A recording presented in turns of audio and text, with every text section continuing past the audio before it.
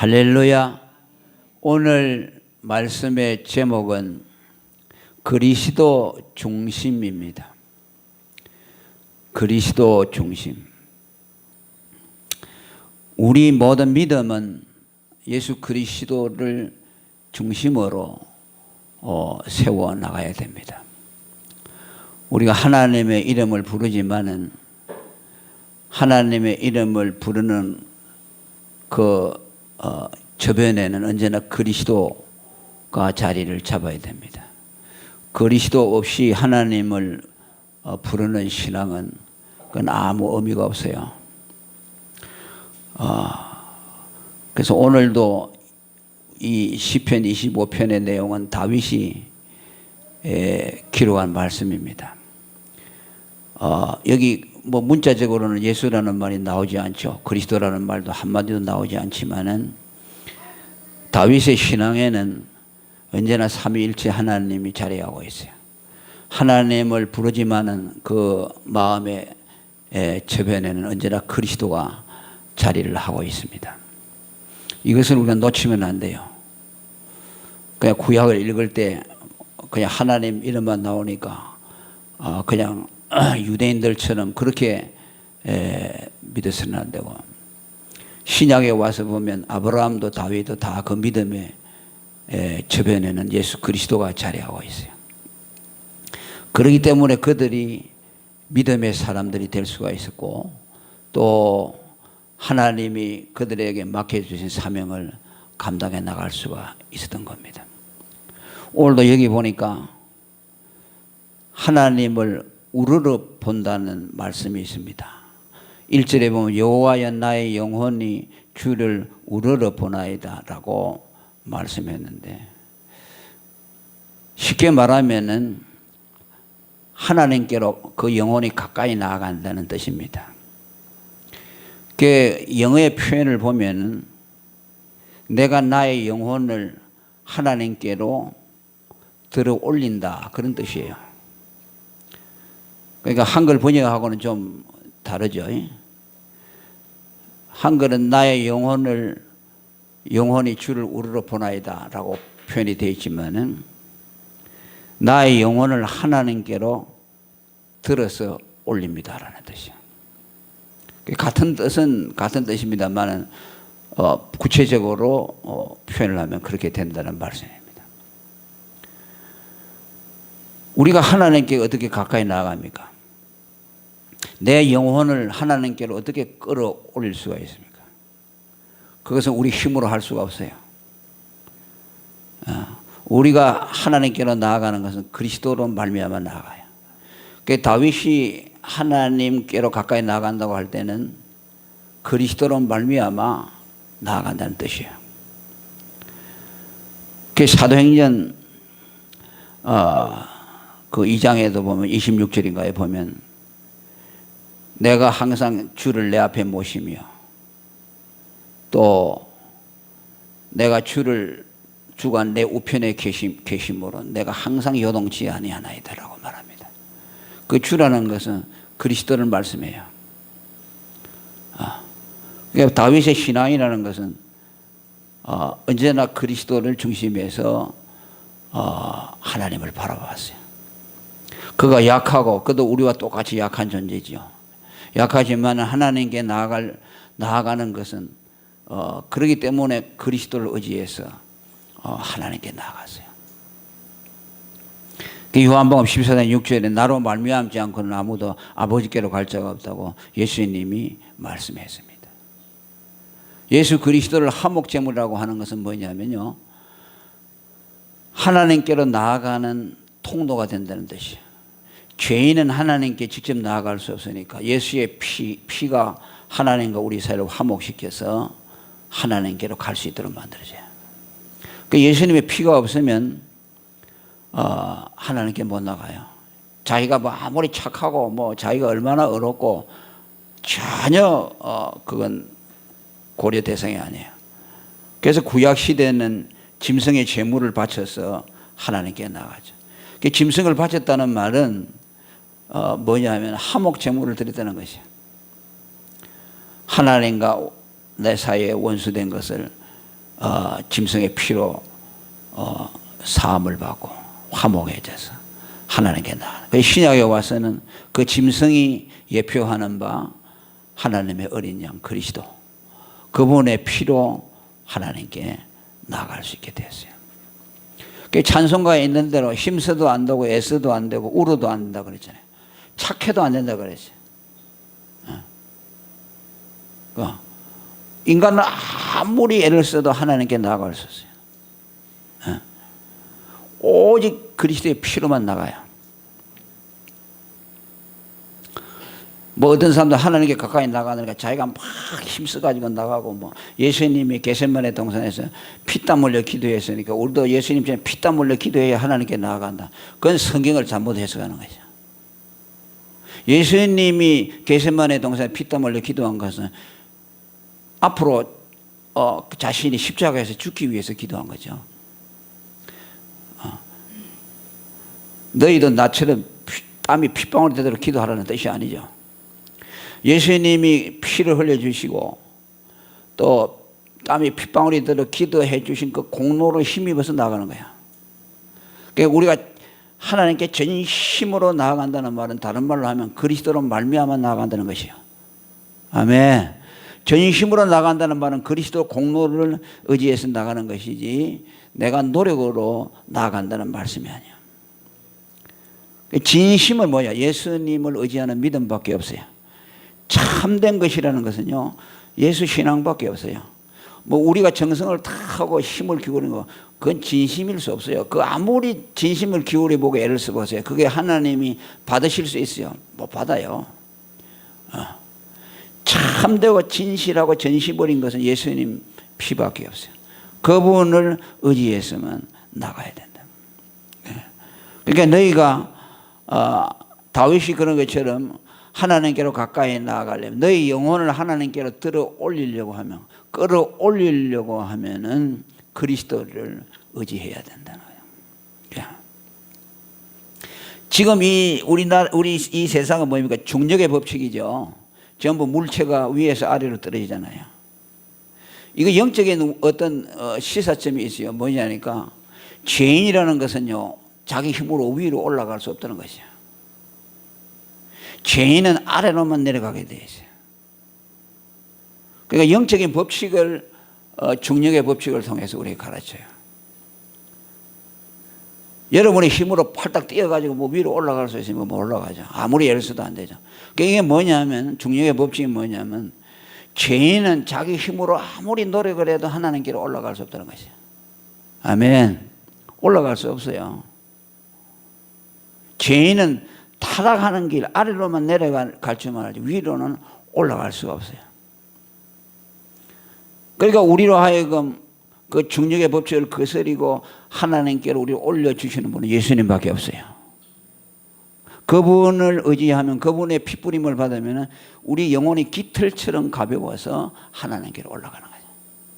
비행기가 그 뭐 얼마나 쇳덩어리가 몇 톤 되는 것이 공중으로 날아가지 않습니까? 중력의 법칙을 거스린 거죠. 이사야 선지자도 40장 31절에 오직 여호와를 앙망하는 자는 새 힘을 얻으리니 독수리의 날개치며 올라간 같이 올라간다 그랬죠. 땅으로만 내려가도록 되어 있는 중력의 법칙 아래 매여 있는 죄인들이 독수리처럼 하늘로 올라간다. 누구를 통해서? 그리스도로 말미암아. 예수님의 십자가를 바라보는 사람은 그 영혼이 깃털처럼 가벼워서 하나님께로 올리워진다는 말씀입니다. 그리스도의 피는 지옥의 진창에 빠진 영혼을 천국으로 이끌어 올릴 수 있어요. 아멘. 아주 지옥의 밑바닥에 있는 영혼도 예수를 믿으면 그의 피가 하늘로 올려져요. 이게 예수님 보혈의 능력입니다. 우리는 그걸 믿어야 됩니다. 여러분이 아무리 죄인이고 허물이 많고 부족하다고 하더라도 예수님의 피는 나를 하나님께로 데려다 줄 수 있다. 아멘. 예수님의 피를 믿으면 지옥에 있는 영혼도 하나님께로 올라갈 수 있다. 그냥 그것을 우리는 믿어야 할 것입니다. 다윗이 지금 고백한 것은 여호와여 나의 영혼이 주를 우러러 보나이다. 내 영혼을 들어 올려서 하나님께로 가까이 나아간다는 말은 그 아래에 그리스도에 대한 믿음이 자리하고 있다는 것을 우리는 기억해야 합니다. 그 다음에 두 번째로 그리스도는 우리를 부끄럽게 만들지 않는다고 말씀합니다. 2절에 보면 나의 하나님이여 내가 주께 의지하였으니 나로 부끄럽지 않게 하시고 라고 말씀합니다. 다윗은 환난과 시험을 당할 때에 하나님께서 구원해 주실 줄을 믿고 주님만 의지했습니다. 그랬더니 하나님이 그를 보호해 주심으로 부끄럽지 않도록 만들어 줬다. 내가 의지하였사오니 부끄럽지 않게 한다는 말은 의지하는 그 믿음을 부끄럽게 만들지 않는다.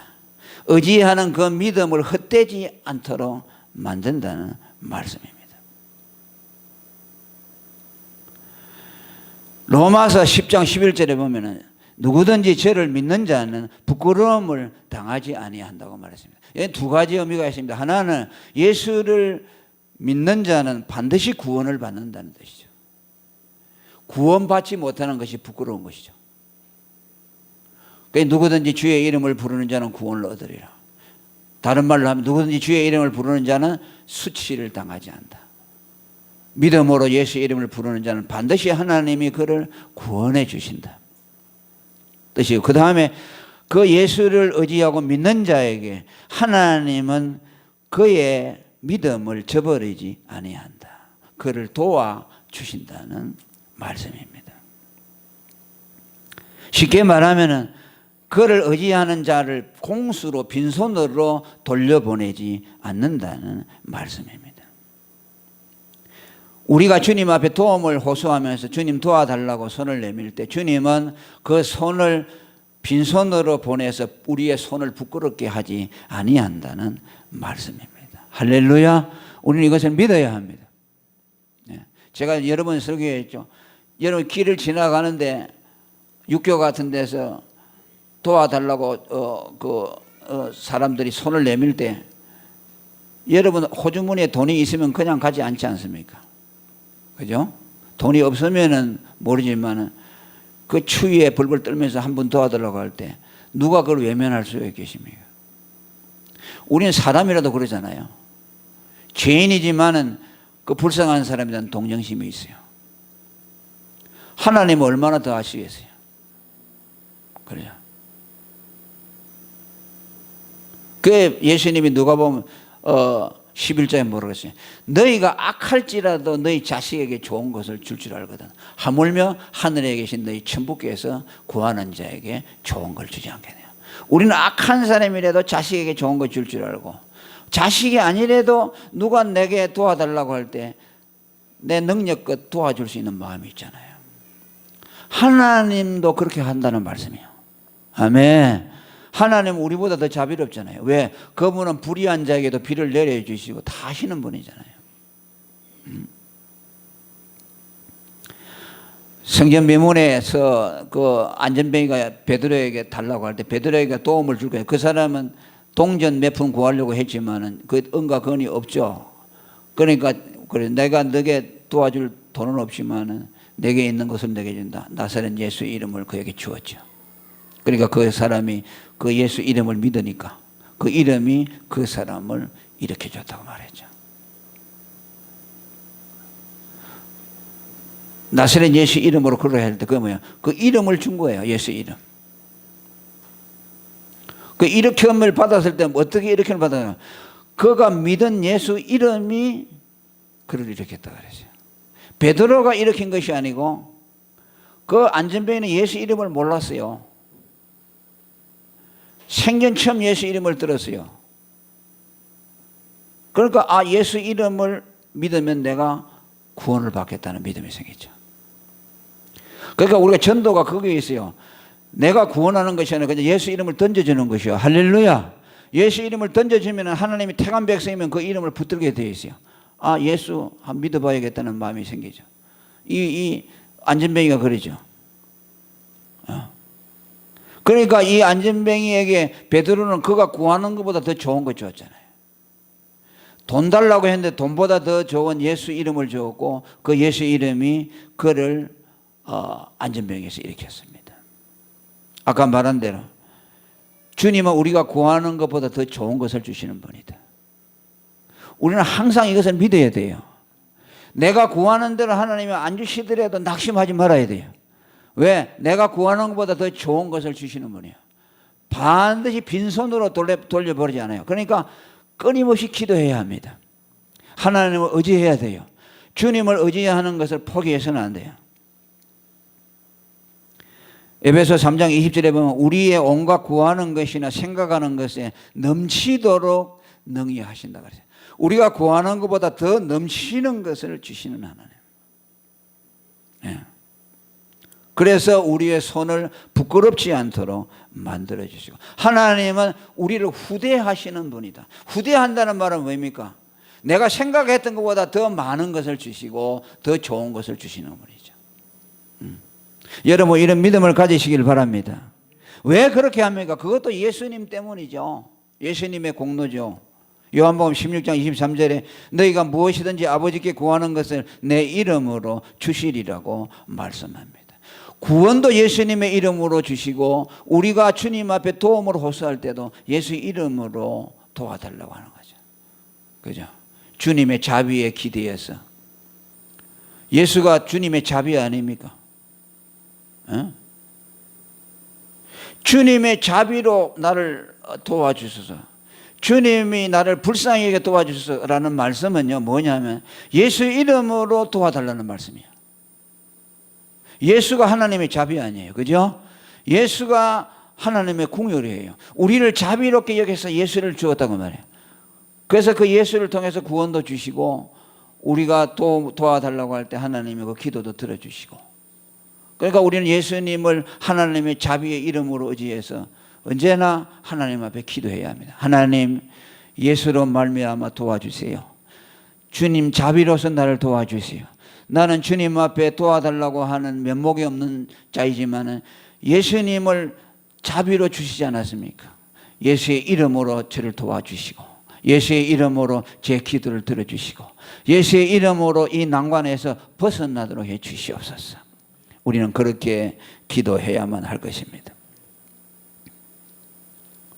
그 다음에 그리스도를 의지함으로 원수가 나를 이기지 못하게 한다고 말씀합니다. 2절의 후반절에 나의 원수로 나를 이기어 개가를 부르지 못하게 하소서라고 말씀합니다.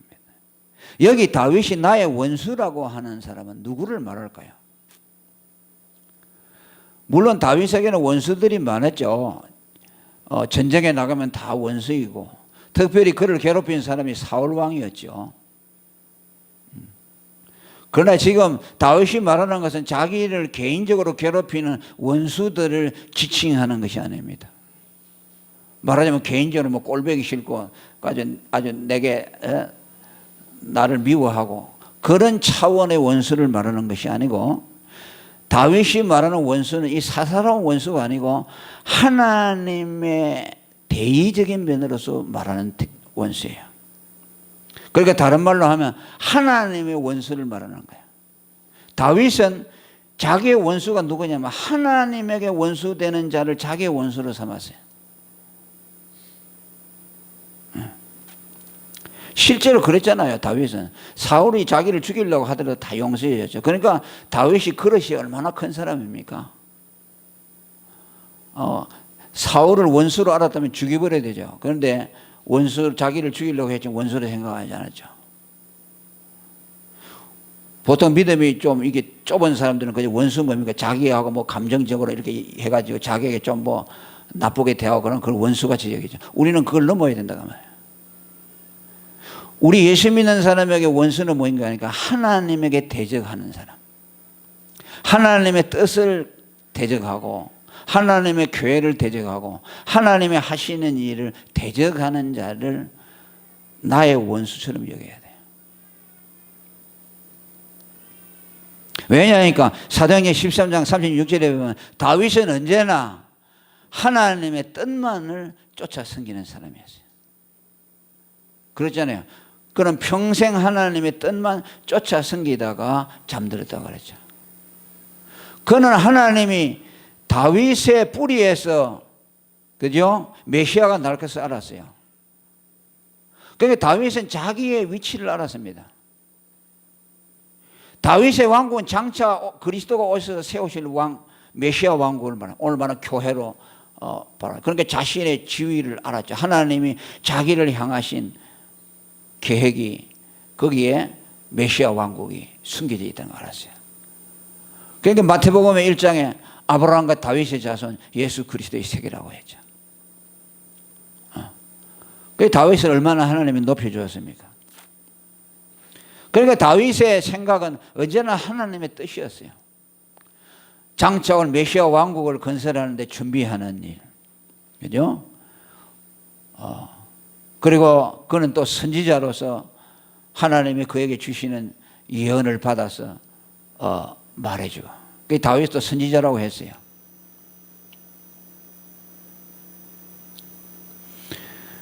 그러니까 다윗은 하나님의 편에 서서 하나님을 대적하고 하나님께 원수이다는 자들을 원수시하고 그 외에는 원수로 여기지 않았어요. 굉장하죠.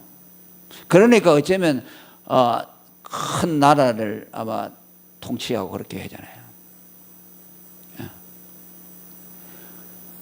사울이 그 원수 같은 사울이 죽었지만은 그 사울의 아들이 있잖아요. 다리를 절면은 그 아들에 대해서 얼마나 쓰네요. 자기 상에 와서 먹도록 했어요. 친구잖아요. 그죠? 자기의 갑옷을 입혀주기도 하고 평생에 원수의 아들을 사랑하고 선대했습니다.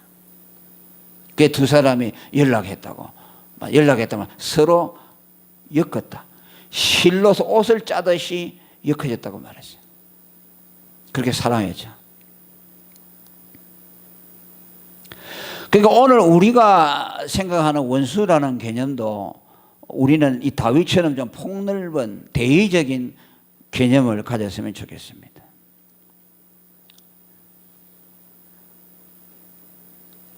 그저 내 개인에게 뭐 해를 주고 손해를 주는 그런 사람을 원수시하지 말고 좀 폭을 넓혀가지고서 하나님의 뜻을 거스리고 하나님의 일이 성취되는 일에 거스리는 것들을 원수시해야 돼. 그것이 내 안에 있을 수도 있어요. 내 주위에도 있을 수가 있고 내 가족 가운데도 있을 수가 있죠. 그죠? 그 예수님이 마태복음 10장 36절에 내 원수가 집안 식구라고 했다고 그랬습니다. 원수가 멀리 있는 것이 아니다. 네 집안 식구가 원수다고 말씀했습니다. 이게 무슨 말입니까? 요즘처럼 뭐 재벌들 요 앞에도 무슨 부인을 갖다가 자살하게 만들고 그런 거 있었죠. 정말 무섭죠. 돈이라는 것이 사람을 그 자식들이 어머니를 갖다가 죽게 만들었어요. 돈 뭐 그것 때문에. 그게 뭐 재산이 많아가지고 그거 차지하려고 가족이 뭐 원수가 되고 그런 말이 아니죠. 사랑스러운 가족이지만은 그 사랑스러운 가족이 하나님의 뜻을 방해하고, 그죠? 하나님이 하라고 명령하시는 일들을 못하게 하고 또 그의 소명을 이루어 나가는데 못하도록 방해하는 것. 그것이 원수예요. 우리가 원수시해야 되는 거예요. 그게 또 내 안에도 있을 수가 있죠. 내가 하나님의 뜻을 이루어야 되는데 내 죄성이, 내 이기적인 정욕이 그걸 못하도록 막는다고 말이에요. 그럼 그거요, 내 안에 원수가 있는 것이요. 그걸 원수시해야 되죠. 그냥 거기에 도취돼가지고 아이고 내가 하기 싫으니까 안 한다 그러죠. 그러면은 그 원수에게 내가 지는 거죠. 사랑하는 수제자 베드로가 원수짓 하지 않았습니까? 예수님이 십자가를 진다고 하니까 그리하지 마옵소서 그랬어요. 예수님이 십자가를 안 지면 어떻게 됩니까? 택자에 대한 구속이 이루어질 수가 없어요. 하나님이 영원전부터 세워놓은 계획이잖아요. 그것을 방해하는 것을 누가 했느냐? 가장 사랑하는 수제자가 그걸 방해하는. 그러니까 원수 마귀 사탄이라. 사탄이란 말은 뭡니까? 원수라는 뜻이에요. 사단아 내 뒤로 물러가라고 말씀했어요.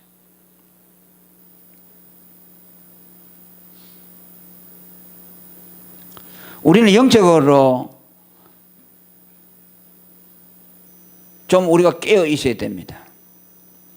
그것이 원수가 내 안에 있을 수도 있고 가족일 수도 있고, 그죠? 예를 들면 뭐 가족끼리 얘기를 하는데 뭐 이렇게 우리가 교회를 위해서 이렇게 봉사하고 이렇게 돼야지.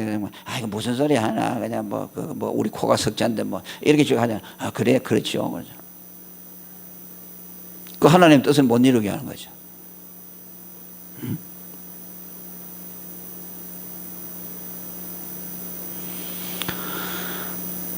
또 어떤 면으로 보면 내게 해로움을 주는 사람이지만 원수가 아닌 사람도 있죠. 오히려 그 사람 때문에 내 믿음을 세워나간다면 그 사람은 원수가 아닐 수가 있어요. 그러니까 피상적인 개념일 수가 없어요. 존 웨슬리가 성자가 된 것은 그 부인이 악취였기 때문이라고 말해요. 그 악취하고 해보면 결국 목사가 그냥 안 되니까 더 기도하고 기도하다가 성자가 됐다 그래요. 그 사람은 원수가 아니죠. 자기를 괴롭히지만 원수가 아니죠. 어떤 사람이 나를 갖다가 원수시 대하고 나를 핍박하고 하더라도 개인적으로는 나를 괴롭히지만 그 사람을 통해서 내 믿음이 자라나게 되고 그것을 극복해서 내 믿음이 자라나게 된다면 그 사람은 원수가 아니죠. 내 믿음을 세워주는 사람이죠. 우리 환경도 마찬가지죠.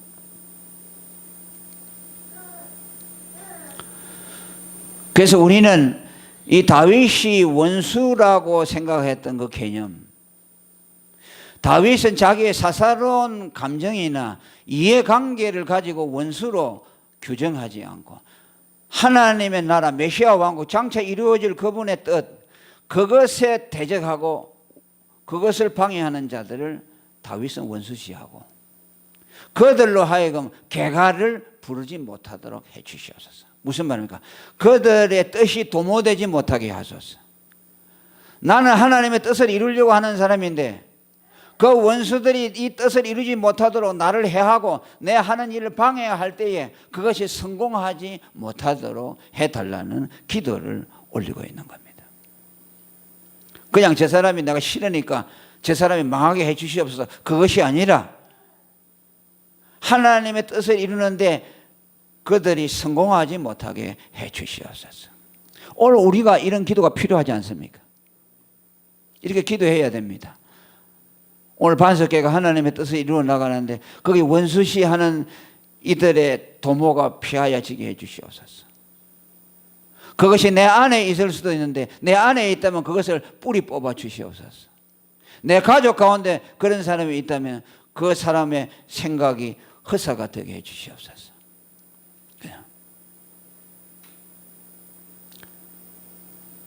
그러니까 다윗은 오늘 이걸 보면서 항상 하나님하고 연관을 짓죠. 모든 삶의 기준을. 하나님의 영광, 그분의 뜻이 이루어지고 그분의 구원 사역이 이루어지는 데 초점을 맞추어서 모든 것을 판단하고 누가 원수냐 친구냐도 거기에 따라서 판단을 했습니다. 마태복음 16장에 이 반석 위에 내 교회를 세우리니 음부의 권세가 이기지 못하리라고 했죠. 교회는 이길 자가 없기는 없어요. 없지만은 우리는 또 음부의 권세가 하나님의 교회를 해치지 못하도록 기도해야 합니다.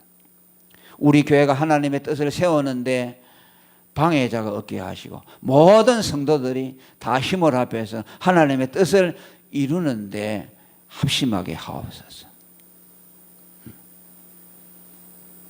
한 사람도 원수짓 하는 사람이 없게 해주시옵소서. 그들의 도모가 성공되지 못하도록 해주시옵소서. 그렇게 우리도 다윗처럼 기도해야 될 줄로 합니다.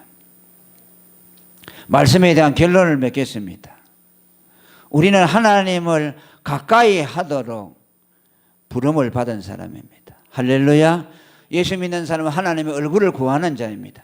어떻게 하나님께로 가까이 나아갑니까? 우리의 영혼을 어떻게 하나님께로 높이 들어 올릴 수가 있습니까? 우리의 힘으로 되는 것이 아니라 그리스도로 된다고 말씀을 드렸습니다. 두 번째로 우리가 주님을 의지할 때 반드시 부끄러움을 당하지 않게 하시는데 그것은 예수 그리스도 자비로 되어지는 것이라고 말씀했습니다. 왜 하나님은 예수 믿는 그의 백성들이 당신께 도움을 호소할 때 외면할 수가 없느냐? 그리스도를 의지하는 자들에게 하나님은 자비를 베풀기를 기뻐하신다는 것을 우리에게 말씀해 주셨기 때문입니다. 또 우리는 궁극적인 승리자가 된다는 것을 말씀합니다. 그리스도를 의지함으로 원수가 이기지 못하게 해달라는 간구를 다윗은 드리고 있습니다. 오늘 이 기도가 우리의 기도가 되기를 바랍니다. 우리의 원수가 누구인가 오늘 저녁에 이 말씀을 통해서 다시 한번 생각해 보기를 바랍니다. 그저 사사롭게 내 자신에게 손해를 끼치고 내 자신에게 뭔가를 해악을 하려는 사람이 아니라 우리는 그것을 넘어서야 됩니다. 그죠? 하나님을 대적하는 그 사람이 원수고 하나님의 뜻을 이루지 못하도록 방해하는 그 사람이 원수고 그가 나의 사랑하는 가족이 그 가운데 포함될 수도 있고 내가 그 안에 포함될 수도 있고 내 주위의 사람도 포함될 수가 있다. 하나님, 사람의 정의나 사람의 사랑 때문에 하나님의 뜻을 그 다음으로 두는 일이 있게 해주시옵소서. 우리의 눈을 열어서 먼 지평을 바라보게 하시고 하나님의 뜻을 이루는 사람들끼리 우리가 연합해서 주님의 구원 계획을 성취해 나가는 우리 모두가 되게 해주시옵소서. 그렇게 기도하시는 여러분이 되기를 바랍니다. 이것을 통해서 여러분의 기도의 지평이 넓어지기를 축원합니다. 통성으로 기도하겠습니다. 하나님